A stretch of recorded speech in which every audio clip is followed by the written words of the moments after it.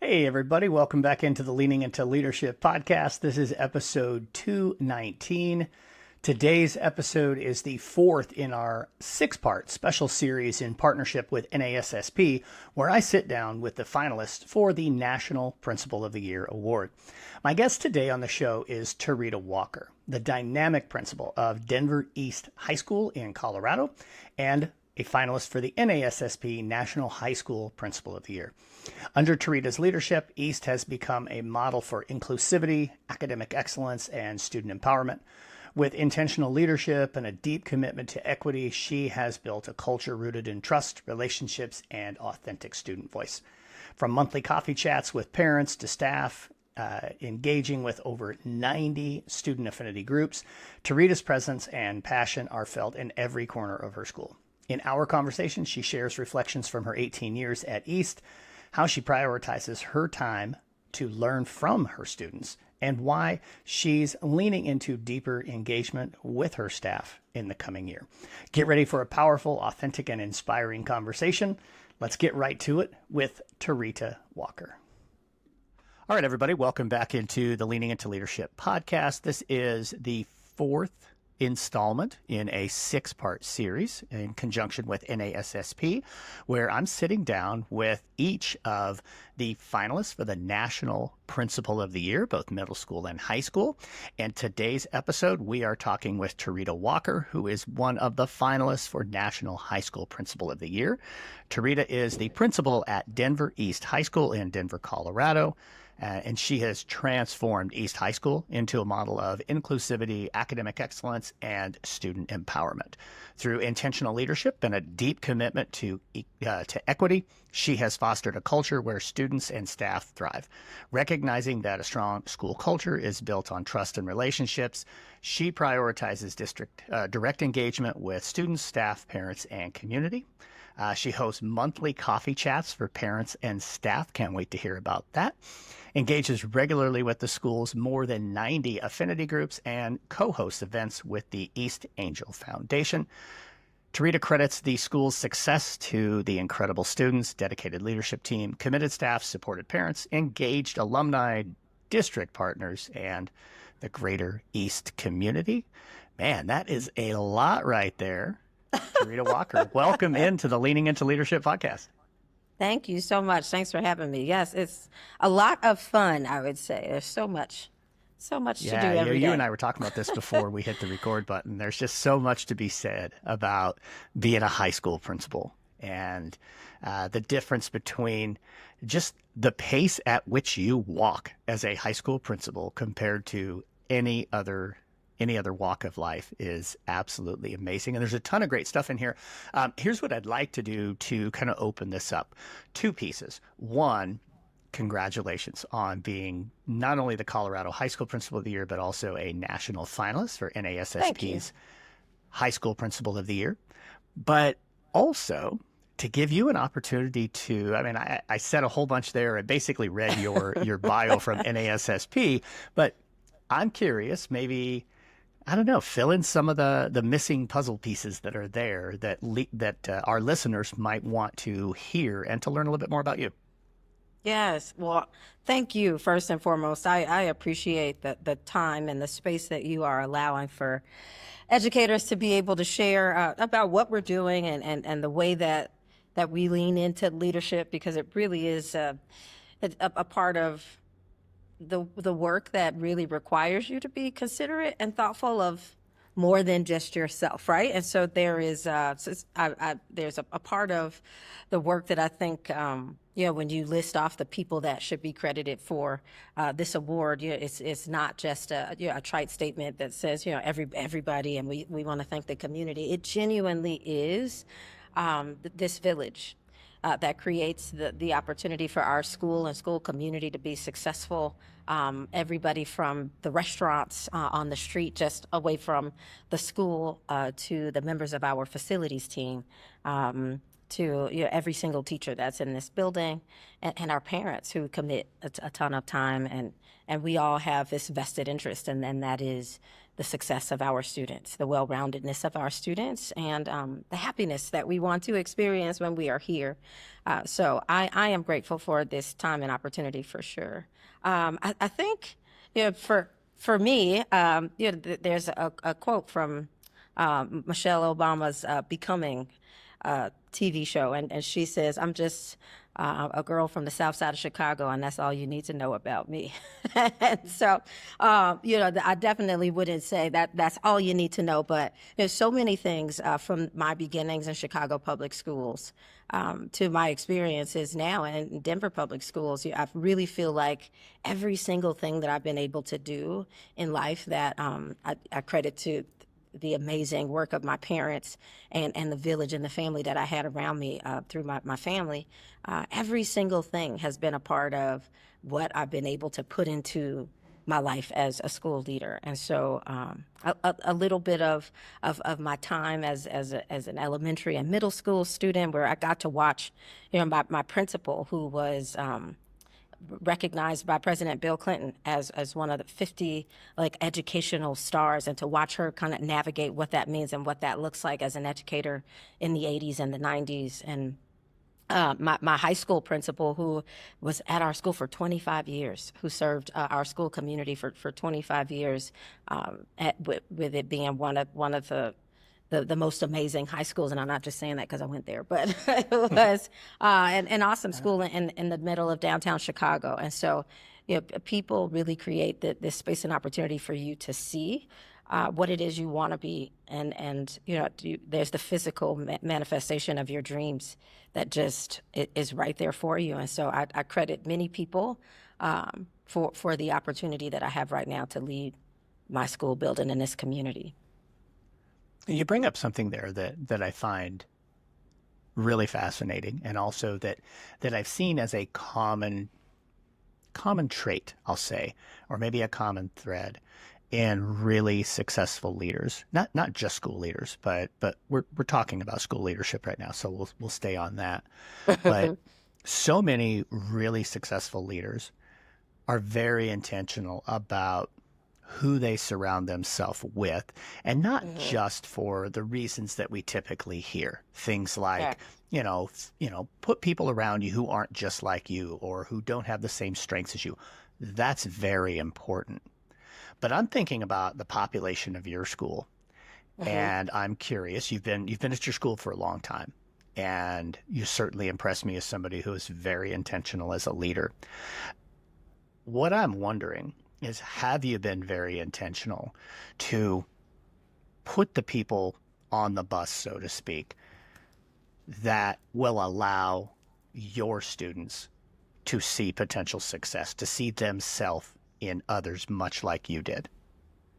Absolutely. It is. I think that's why we look to create as many opportunities for every student who has a different interest to be able to find their place in their space.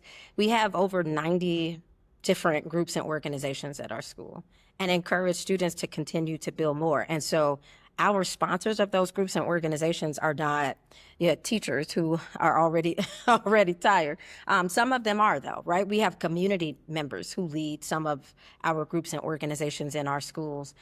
We connect to several outside agencies that bring in the things that, as we do a needs assessment for our school community, we recognize we need to have in our space. So we build deep connections for our students to be able to have an experience with people who actually live and have lived experiences in the things that they are either interested in or that they're experiencing for themselves. And so I think you do have to provide those opportunities for students. I know at 14 or 15, I didn't actually know how to look for it.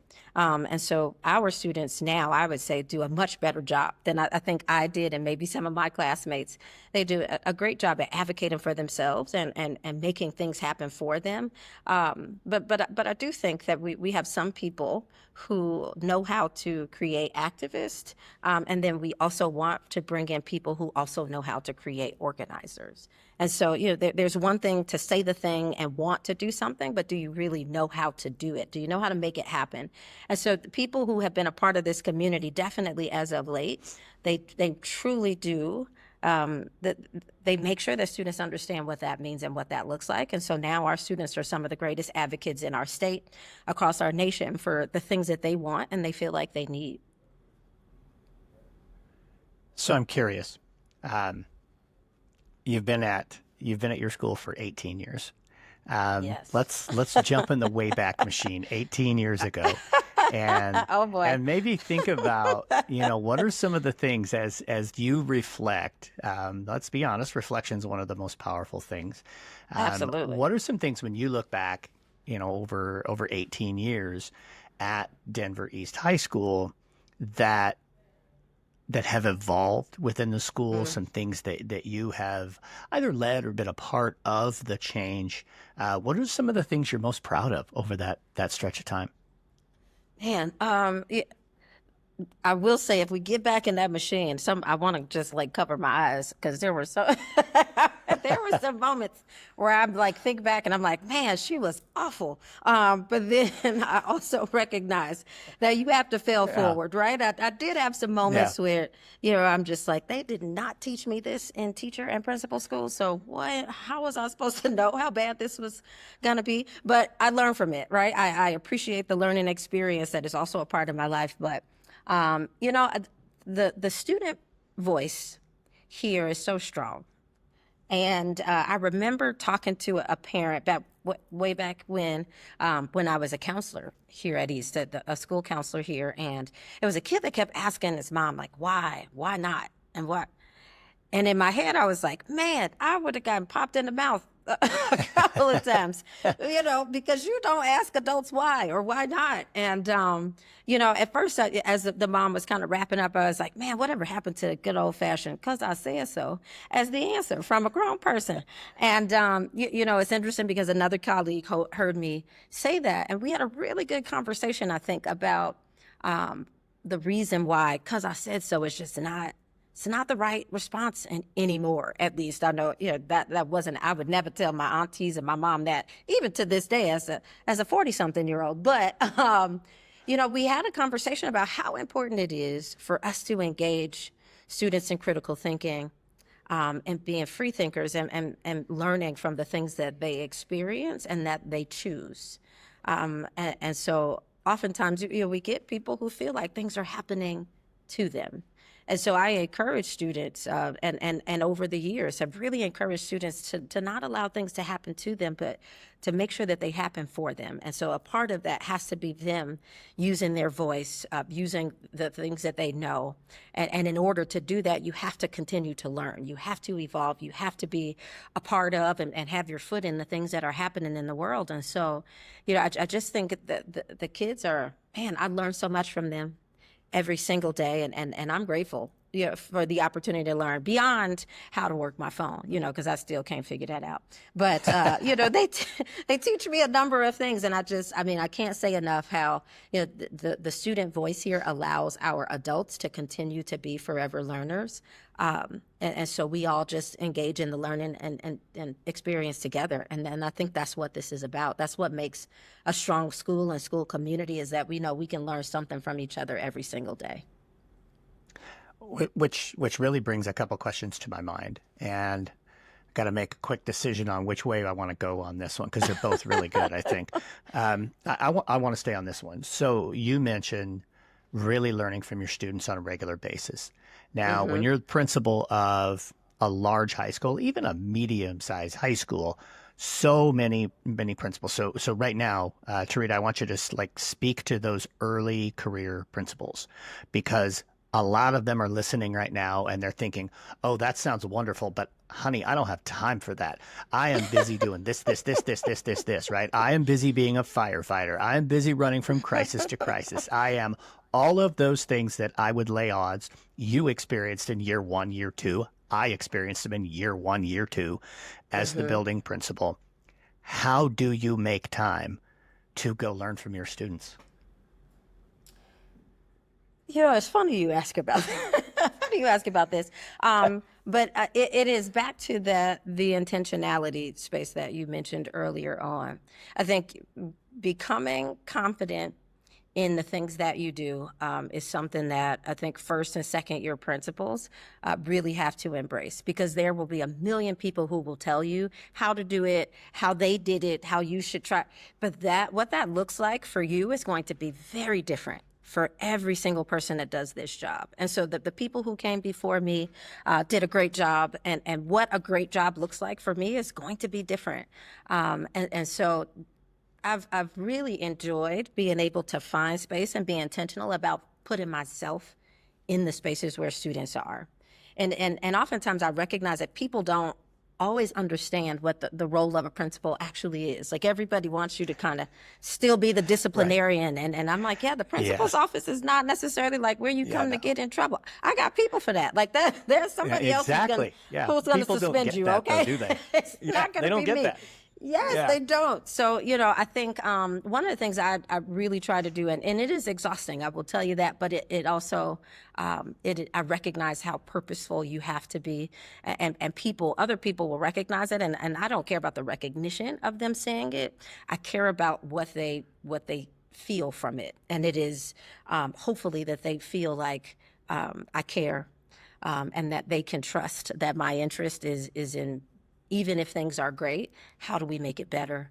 And if they aren't, then how do we work together to find the best solution to solve for any problem? And so, I frequent a lot of our school events, and I put it on my calendar as a must do. So, I go to the baseball games, and a kid brought me a bucket of peanuts and said, "Miss Walker, we'd love to see you there."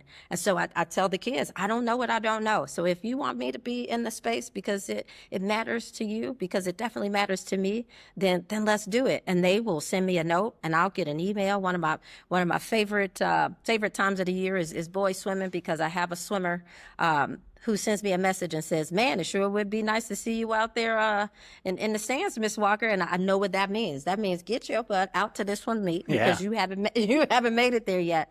And so I get a chance to really see and learn like who our kids are outside of the classroom, because you walk around and you go and visit classrooms and you see the kids in instructional spaces as well. But when you get to travel to Washington, D.C. with our students to see them compete in national competitions, man, you got to know the personality of kids who study for 9 hours to prepare for a national competition, or our speech and debate kids who work for hours to just get the timing right on the thing that makes the difference between a win and a loss. But it's no different than, our flag football team, who was a part of the inaugural team, where you got to feel like you have to make a difference so that people see how important that program is. And so, the sports events are just as important as me going to see the plays that our students write in our theater program, because I think they're Broadway ready, if you ask me. And so it really, I really do as much as I can. And I have a daughter who's 15, and she goes here, and she's been a part of so many of these things because she was born into this school, and so she knows now what to kind of dip her foot into, because she's seen it since the age of 3 or 4.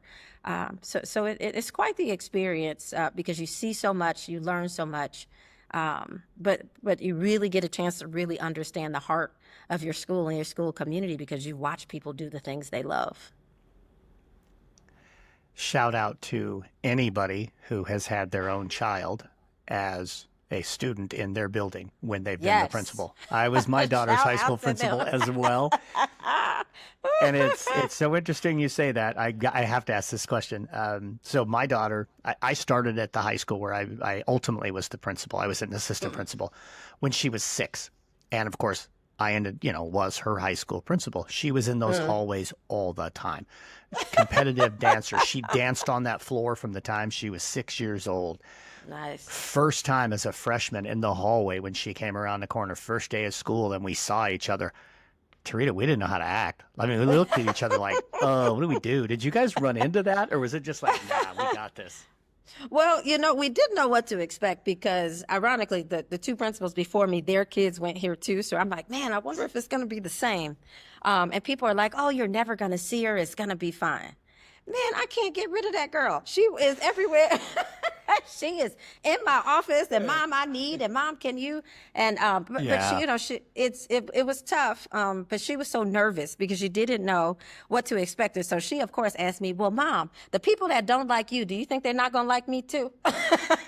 I said, first of all, there is very few people, okay, on that list. But she's navigated, being able to be a part of this school community so well, and it is a testament to our amazing staff. She gets a couple that are like, "Oh, I remember you when you were this tall," and she doesn't love that because she's still not that tall. But she does love the experience that she has here, and people have said, she doesn't want to be known as the principal's kid, even though, don't get her confused, she will definitely use the "well, my mom is the principal" card when she can, when she is coming in later, and when she needs a pass. So don't let her fool you. She will use it to her advantage. But we have an absolutely wonderful time here, a wonderful time. Yes. I love that so much. I think that was one of my favorite experiences of being the principal. I mean, at times, it was a little bit awkward, here and there, but certainly loved having my daughter in the building. That was a lot of fun. So I'm curious. Let's shift gears just a little bit. Our time is flying, and there's other things I want to get to. I know that not too far down the road, the three of you, the finalists for the National High School Principal of the Year, and the three finalists for middle school, will be in Seattle at the Unified Conference, and you get a whopping 10 minutes to make a presentation. And this is one of my favorite questions I've been asking on the podcast, and I will say that I think Tony Catani escaped this question because this one did not dawn on me until after I had interviewed him. And maybe Damon Lewis missed out on this one too, but the rest of you, I'm just so curious. I can't introduce myself in under 10 minutes. You're a high school principal. There's no way you can either. So No. without telling us, what you're going to do, and I don't want to, give your competition a leg up because they know what Terita's bringing to the table. But what are you thinking you're going to talk about in 10 minutes to tell the story of East High School? The setup for this already presented a challenge because I think it was Meta who said, you guys are so used to talking about everybody else. But this time we really need you to just talk about you. And I was like, man, how can I be sneaky enough to talk about everybody else still and make it seem like I'm just talking about me? There you go, that right? is so hard, right? So I think, I am grateful for the life I've been able to live. It has had, some challenges, and it has also had some amazing bright spots. And so I think my goal is to really talk about, how, like, each part of my journey has created the space that I sit in now as a school leader and now as a finalist for this award. And so, as you said, that's going to be real tough in 10 minutes. So I'm going to combine a bunch of things and see if I could make it work. But yeah, I think the fastest version of what it looks like in the life of Terita in 45 years, man, I'm going to try to figure that out. We'll see. That's all I'm giving you. I can't give you too much more. Yeah, well, that's all right. Yeah. Plus you still got a few weeks to put this thing together. So I totally get that. That will be quite the challenge. Yes. Hats off to the NASSP crew on coming up with that particular challenge. There might be a little singing in there. I might have to do a little dance, some dance moves song or and something. Dance, We'll nothing see. wrong with that. Nothing wrong with that at all. So let me ask you this. You've touched on this, and I have a feeling where you're going to go. I want to ask one more question before I get to the last question I ask here on the podcast. If you were to have somebody just stop you on the street, somebody stops you at the United Conference, somebody runs into you at some other education conference and says, tell me about East High School from the eyes of a student. What would you tell them about East High School through the eyes of a student? I think if I use the student's language, The kids always say, Miss, this school is lit. But I know half of us don't actually know what that means. But I think from the eyes of a student, they would say that it is opportunity. It is East is a place where you get to experience what it looks like, to truly understand what diversity actually means. Because our students get a chance to see people who do and don't look like them. They get a chance to see people and interact with people who have the same upbringing as them or not. They get a chance to experience teachers from different countries, students from abroad who come and are a part of our school experience because of the programming that we have. I think students will say it's a place where they can really just be themselves.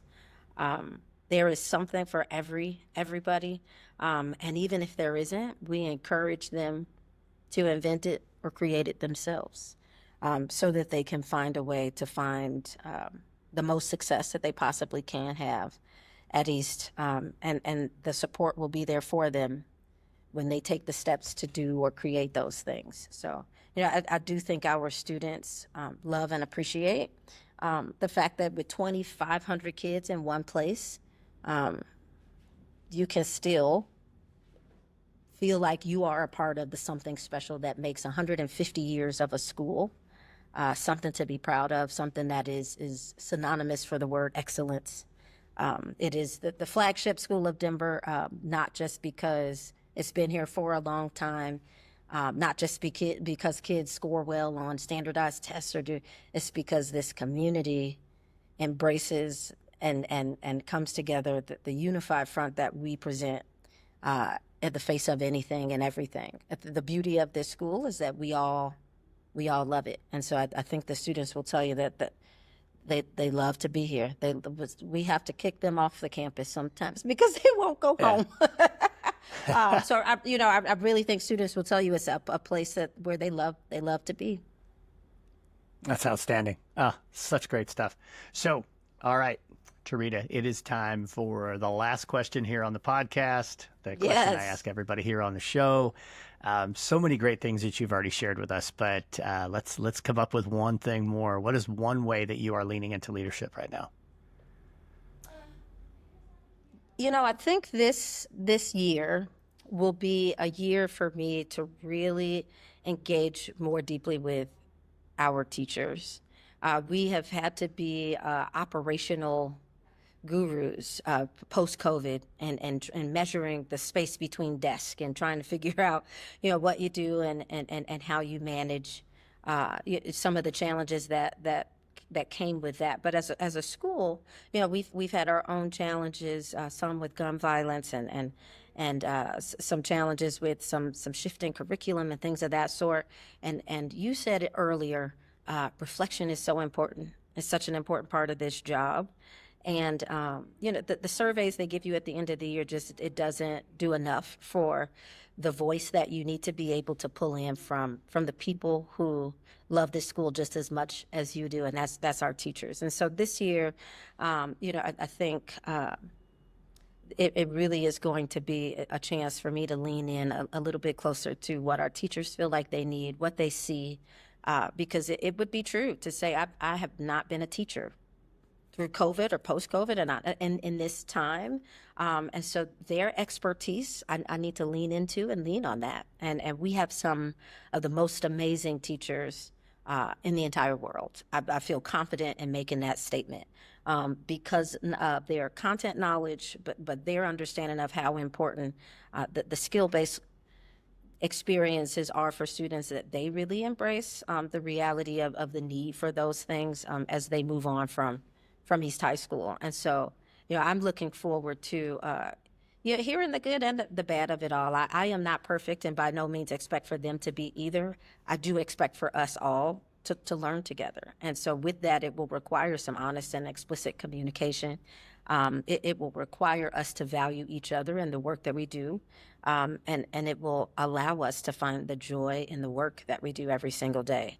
And so it is me continuing forward with the mantra that we were in 24, 25, which was the joy is in the journey. And so a part of this journey for sure is going to be for me to lean in very closely to our teachers, our staff, to truly understand how we continue to grow, continue to get better, so that we create a wonderful place for our students and for ourselves, because we are no good to others if we aren't first good to ourselves. And so I'm looking forward to the opportunity to really engage it more deeply with our staff. We have a lot of work to do, and so I'm just excited about being able to do it together. I think that's outstanding. I love that so very much. If people want to get in touch with you, if they want to reach out, get connected with you, what's the best way for them to find you? A couple ways. So, one big connecting point for me and my school community is my Instagram page, East Angels _ Madam Principal. I did not make that up myself. A teacher actually made that up. So shout out to Gordon Feasler from formerly in our math department. But follow us. It is not, I promise, a bunch of selfies of me. It is me with my community, all of our kids, and the wonderful things that happen in this school community. So follow me, follow East High School as well, because we are celebrating our 150th year anniversary as a school and 100 years in this building. So a lot to come. Many things will happen. And so we hope that you will join us to follow along in this joyous journey, because we are excited about all that has happened and all that will happen. Outstanding. Well, best of luck again. Congratulations again, both for the state and for the National Finalist Award. I'll tell you what, I am so glad I don't have to be the one to choose between the three of you, because wow, I don't know that I could. You guys are all absolutely amazing. And Thank you. Again, enjoy Seattle, enjoy the conference, and best of luck. And thank you so much, Terita, for joining me here on Leading Into Leadership. Of course. Thanks for having me. All right, everybody. Again, thanks so much for joining me here on the Leaning Into Leadership podcast. I hope you enjoyed that conversation there with Terita Walker.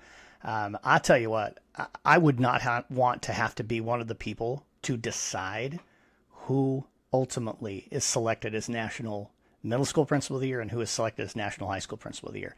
All 6 of these individuals, you've heard 4 of the 6 interviews. The final 2 come at you next week. Man, just some impressive leaders, amazing human beings. Congratulations again to all of them. Thank you guys so much for listening to the Leaning Into Leadership podcast. Get out there, have a Road to Awesome week.